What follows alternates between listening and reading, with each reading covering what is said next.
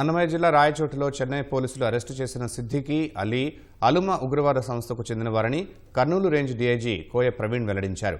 ఉగ్రవాదుల ఇళ్లలో భయంకరమైన పేలుడు పదార్థాలు స్వాధీనం చేసుకున్నట్లు తెలిపారు. ఉగ్రవాదులు ఇద్దరూ ప్రస్తుతం చెన్నై జైల్లో ఉన్నారని పీటీ వారెంట్పై తీసుకొచ్చి వారిని తదుపరి విచారణ చేస్తామంటున్న డీఐజీ కోయ ప్రవీణ్తో మా ప్రతినిధి మురళి ముఖాముఖి.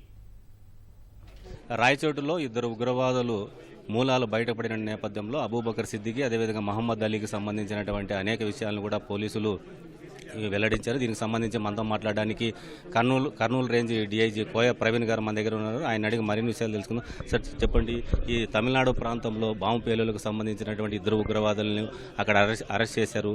ఇప్పుడు ఈ మూలాలు కూడా రాయచోట్లో బయటపడుతున్నాయి. ఎట్లా చూస్తారు పోలీస్ శాఖ తరఫున? ఒక అన్ఎక్స్పెక్టెడ్ ఈవెంట్. తమిళనాడు పోలీసులు మన సహకారం కోరారు, మనం చేసాం. మనం ఆ ప్రాసెస్లో మనతో పూర్తి వివరాలు అయ్యి మనతో షేర్ చేయలేదు.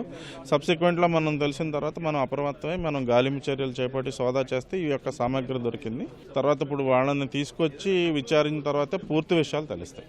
వీళ్ళు ఏ ఉగ్రవాద సంస్థకు అనుబంధంగా ఉన్నారు, గతంలో ఎలాంటి పేలులు చేశారు, ఇప్పుడు రీసెంట్గా రాయచోటులో స్థిరపడిన తర్వాత ఎలాంటి పేలులకు పాల్పడ్డారు? రాయచోటులో స్థిరపడ్డ తర్వాత బెంగళూరు మల్లేశ్వరం బాంబ్ బ్లాస్ట్లో వీళ్ళిద్దరూ కూడా ప్రధాన నిందితులుగా అభియోగపడ్డున్నారు. మల్లేశ్వరం బాంబ్ బ్లాస్ట్ అనేది 2013 అంటే 12 సంవత్సరాల క్రితం జరిగింది. మనకున్న ప్రాథమిక సమాచారం వీళ్ళు 20 సంవత్సరాల క్రితం ఇక్కడ స్థిరపడ్డారు. కాబట్టి ఇక్కడ స్థిరపడ్డ తర్వాతే ఇది ఈ యొక్క ఉగ్రవాద చర్య పాల్పడ్డారనేది మనం చెప్పగలుగుతున్నాం. ఇంత పెద్ద మెటీరియల్, పేలుడు పదార్థాలు ఇవన్నీ రవాణా చేసే సమయంలో అంటే స్థానికులు ఎవరు గమనించకుండా ఎట్లా చేస్తున్నారు?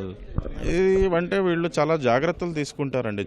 దానికి చిన్న చిన్న మోతాదుల్లో ఎరువుల సామాగ్రి తీసుకొచ్చి దానిలో కొన్ని కెమికల్స్ కలిపితే ఆటోమేటిక్గా అది ఎక్స్ప్లోజివ్ అయిపోద్దండి. తర్వాత ఇవన్నీ కూడా లోకల్లే అవైలబుల్. వాచ్ షాప్లో పాత రకాల ఎనలాగ్ వాచ్ ఉంటాయి కదా, కార్జ్ వాచెస్లో నుంచి టైమర్స్, తర్వాత ఎరువుల కొట్లో నుంచి కొంత కెమికల్స్, తర్వాత కెమెరా ఫ్లాష్ స్విచ్లు అన్నీ లోకల్లే అవైలబుల్. ఎక్సెప్ట్ ఆ సూట్ కేసులో ఉన్నది ఒకటే అనేది దాని మీద మనం అది సోర్స్ అనేది మనం విచారించాల్సి ఉంది. ఆ సూట్ కేసులో 20 కిలోల బాంబు తయారు చేశారు. అది ఎక్కడ పేల్చడానికి ఏమైనా మీరు ప్రాథమికంగా గారిని అడగండి. ఆయన ఇప్పుడు ఏదో ఎక్కడ దాని ముందు దాన్ని ఓపెన్ చేసిన తర్వాత దాని ఎవిడెన్స్ అది గ్యాదర్ చేస్తారు. ఇప్పుడు నెక్స్ట్ ఇది అయిపోయిన తర్వాత మేము అక్కడికి వెళ్తాం.